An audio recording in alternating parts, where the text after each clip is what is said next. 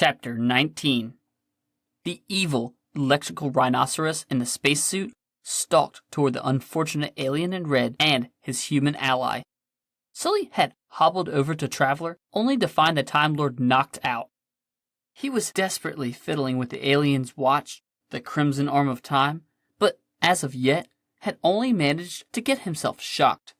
A split second later, towering over Sully and the man in red, now stood the Judoon Electroform.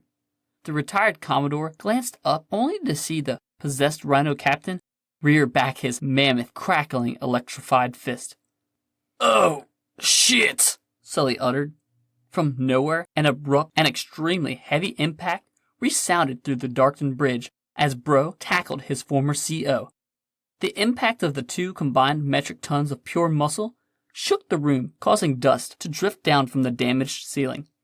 Sully gripped his friend's lapels and started dragging the man in red outside. Horrendous, bellowing, and deep, raw, howling roars came from inside the command center as Sully kept dragging. "Wake up!" He slapped the man in red. "You daft bastard! Come on!" Loud crashing became louder. Two rhinos were trying to kill each other in a confined space.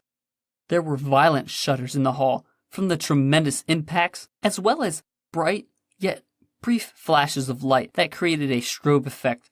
Sully decided that he was going to hurry, so he drug quite a bit faster, seriously resenting having to do so. Several moments later, and finally, far enough away from the fight to feel comfortable resting for a moment, and also because his tired hips could manage no more, Sully collapsed beside his still unconscious man in red. "I really need you to wake up now," the retired Commodore said. In response, the man in red slept. The rock dog came bounding down the hallway with snakes and tendrils of white-hot, snapping electricity following it. Sully's eyes widened. The silicone puppy landed on the man in red's chest with a resounding thud. "Ah, 7 hells!" The Time Lord bolted upright. He clenched at his 2 hearts. "Thank you, that's a good boy." The stranger in crimson stood.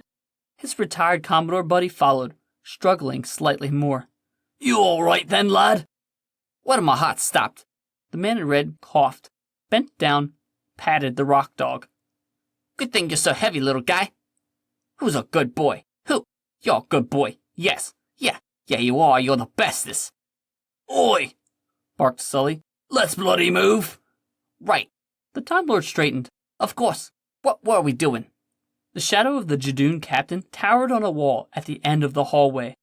The time-traveling pair could feel their hair stand on end from the immense buildup of the ambient static which wafted from the electroform rhinoceros.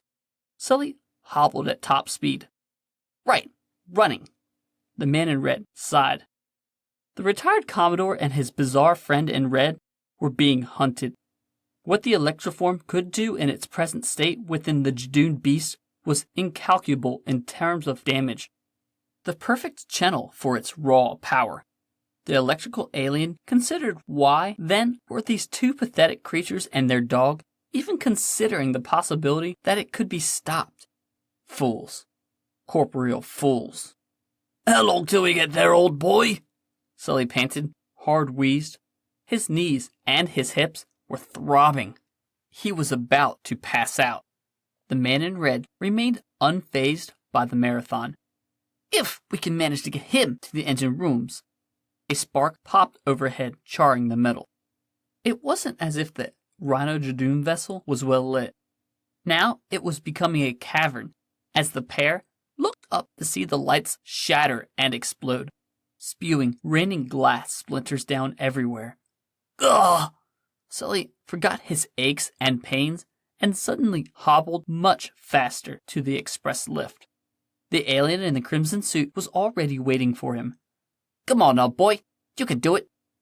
Sully forced his weight over the threshold into the giant elevator and collapsed. "I'm not a damn dog," he wheezed. "I wasn't talking to you," the man in red shouted. He urged the rock puppy forward. "Come here, little fella."